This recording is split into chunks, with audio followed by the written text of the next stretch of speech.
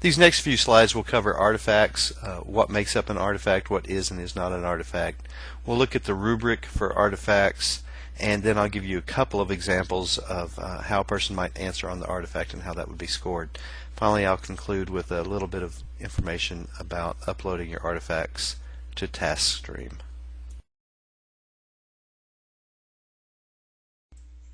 First, just exactly what is an artifact? An artifact is something that you have created. The artifact could have been created just by yourself or as part of a team.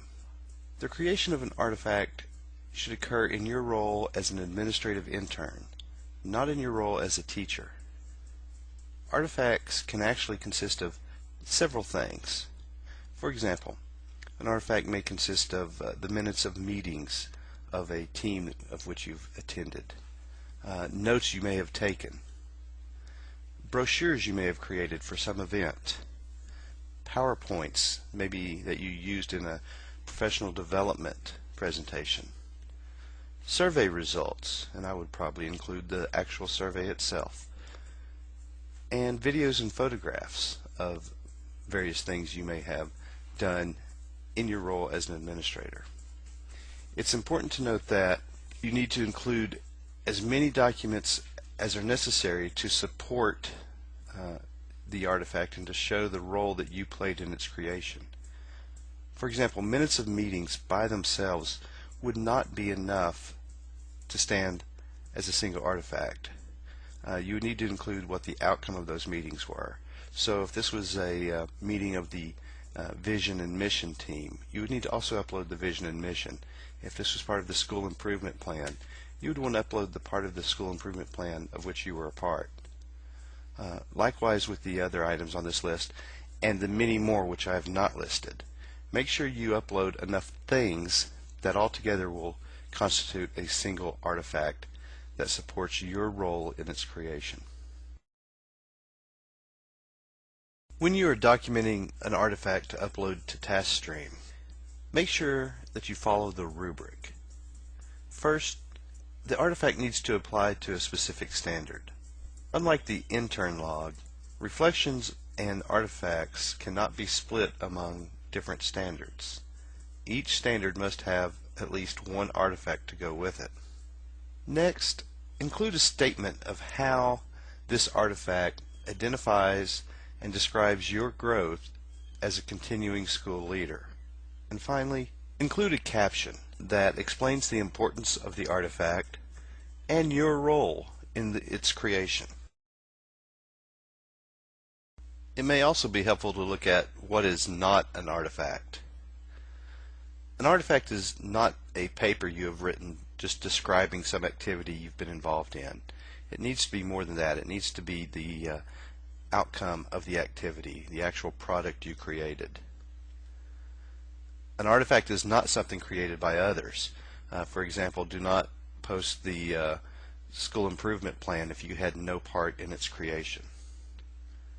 And finally, an artifact is not something that occurred in your role as a teacher or a coach. So if you put together some great activity for your students, this is not in your role as an administrative intern and should not be submitted as an artifact. Here you see the rubric for artifacts, and as I've mentioned before, you can find this in your intern log on Blackboard and on TaskStream. So it's available in several places if you need to look at it as you are uploading your artifacts.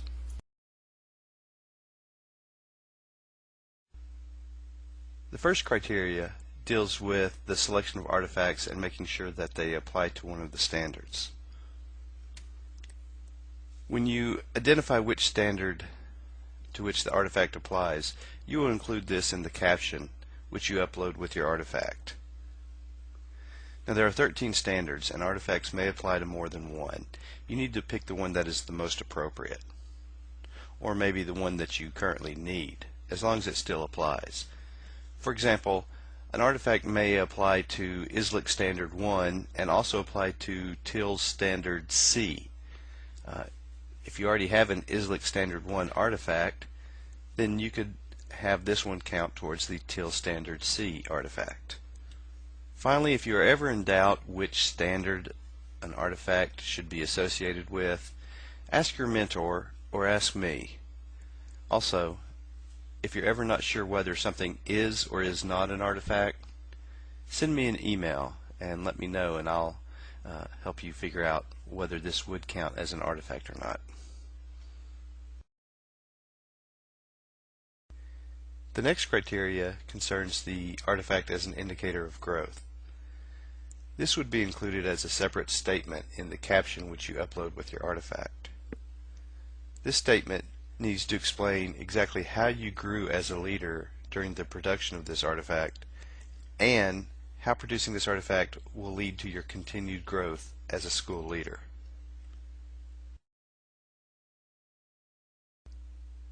The final criteria is the caption that you will include with your artifact. This caption is uploaded as a separate document and will usually include the other two criteria within it. The caption needs to explain the importance of the work that went into producing the artifact and the intern's role in its creation.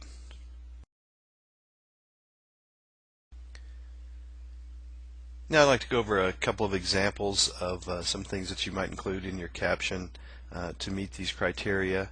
I'm not going to examine the first criteria of selecting the standard that would be included in your caption, and you would just need to state which standard the artifact addresses and why you feel that that is the standard to which this artifact is associated.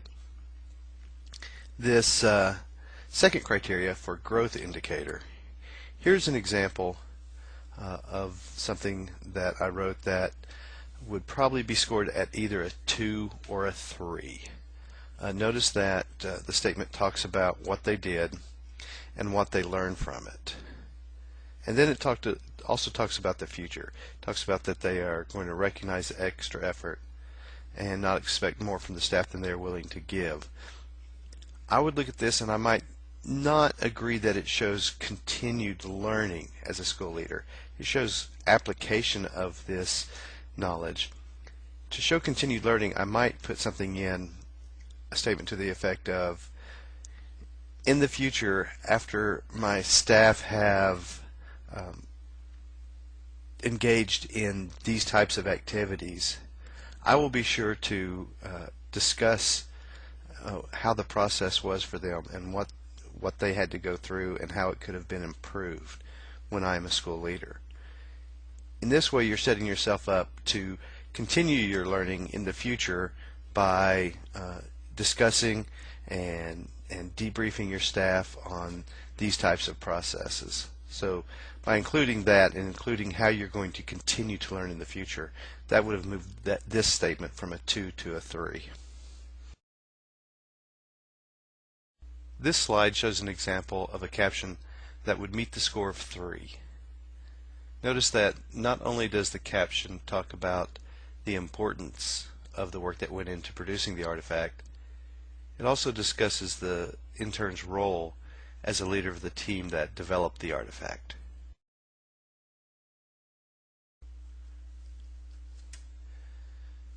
Next, I'd like to talk about some things you should keep in mind that would hopefully make uploading these artifacts as easy and successful as possible. First, document all the steps in the process, whether it's emails, minutes of meetings, if it's notes that you've taken in a meeting, and definitely your final product that comes out of the process.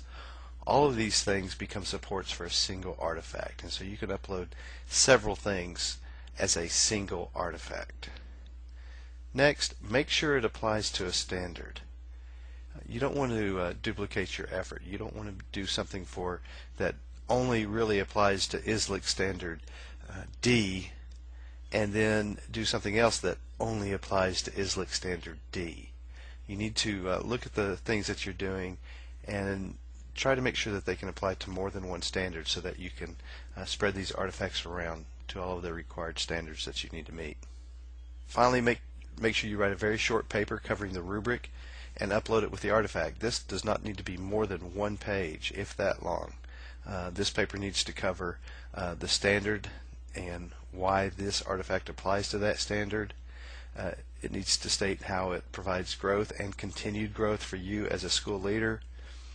And it needs to include the importance of the artifact and your role in its creation. Finally, here's some information about uploading your artifacts to TaskStream. First, make sure you include the accompanying caption. This includes a description of all of the criteria which will be scored on the rubric. Next, for the pre-K-12 certification students who are finishing the program in 1 year, much like the reflections, you should be trying to upload at least 2 artifacts each month. For the MS EDS students who finish the program in 2 years, you should upload at least 1 artifact each month. Once again, I understand that there may be some months in which you may not be able to upload an artifact, or you may be able to only upload 1 if you're a certification student. But please try to keep up with this stuff so that you will not have too much to do at the end of your program. Finally, if you're not sure if something is an artifact, please email me and ask me. I will help you determine whether it's an artifact, and if not, what you can do to go into the direction of creating an artifact.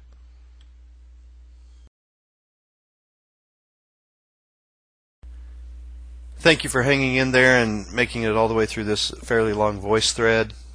I hope it's been very helpful. I hope it'll clear up any questions anybody has. Of course, if you do have other questions, feel free to go back and post if you have not already on this voice thread, or you can post in the frequently asked questions discussion board, or you can send me an email.